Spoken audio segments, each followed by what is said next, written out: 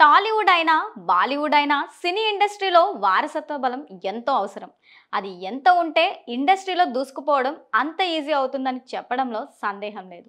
అది ఉంటే entry easy అవుతుంది. అవకాశం కోసం స్వయంగా తాము కష్టపడవలసిన పని లేదు. తండ్రులు తాతలు వేసిన పునాదులుంటాయి కాబట్టి వారు చాలా ఈజీగా వెళ్ళొచ్చు. ఇదే కోవలో హీరో శ్రీకాంత్ తనయుడు రోషన్ నిర్మలా కాన్వెంట్ సినిమాతో ఎంట్రీ ఇచ్చారు. నాగార్జున నిర్మించిన ఆ చిత్రంలో ఏ కుర్రాడైతే బాగుంటుందని ఆలోచించి రోషన్ని హీరోగా తీసుకున్నారు. అప్పటికే చైల్డ్ ఆర్టిస్ట్గా రుద్రమ్మదేవి సినిమా చేసిన అనుభవం కూడా ఉంది. అలా నిర్మలా కాన్వెంట్లో మెయిన్ లీడ్ అయ్యాడు. ఆ తర్వాత పెళ్లి సందడితో హీరోగా మారిన సంగతి తెలిసిందే. కానీ ఇంతవరకు సోలో హీరోగా మాత్రం ఎదగలేకపోయారు. హీరో లుక్ ఉంది, ప్రామిసింగ్ యాక్టర్గా పేరుంది, ప్రతిభావంతుడు, ఇలా అన్నీ ఉన్న ఇండస్ట్రీలో రాణించలేకపోతున్నారు అన్నది వాస్తవం.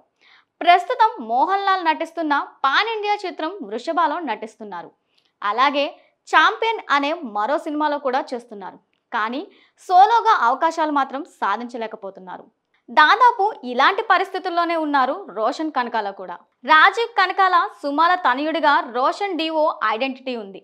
తల్లిదండ్రులకు ఇండస్ట్రీలో మంచి ఇమేజ్ ఉంది, కావలసినన్ని పరిచయాలున్నాయి. కానీ ఇవేవి రోషన్ని బిజీ నటుడిగా మార్చలేకపోతున్నాయి. బబుల్ గమ్తో పరిచయమైన రోషన్కు తొలి సినిమా ఆశించిన ఫలితాలను ఇవ్వలేదు. ప్రస్తుతం మోగ్లీ అనే సినిమా చేస్తున్నారు. ఈ సినిమాపై ఎలాంటి బజ్ కూడా లేదు. మరోవైపు పూరి జగన్నాథ్ తనయుడు ఆకాష్ కూడా కొత్త అవకాశాల కోసం ప్రయత్నిస్తున్నారు. కానీ ఫలించడం లేదు.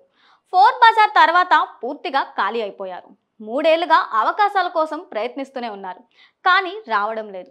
అటు పేపర్ బాయ్తో బ్లేమ్ లైట్లోకి వచ్చిన సంతోష్ శోభన్ క్లిక్ అవుతారు అనుకుంటున్న సమయంలోనే డౌన్ఫాల్ మొదలైంది. వరుస పరాజయాలు ఆయన్ని ఇబ్బంది పెడుతున్నాయి. ఇతడి తండ్రి శోభన్కి దర్శకుడిగా మంచి పేరున్న సంగతి తెలిసిందే. ఇలా టాలీవుడ్లో యువ వారసులంతా రేస్లో తడబడుతూ బాగా వెనకపడిపోతున్నారు.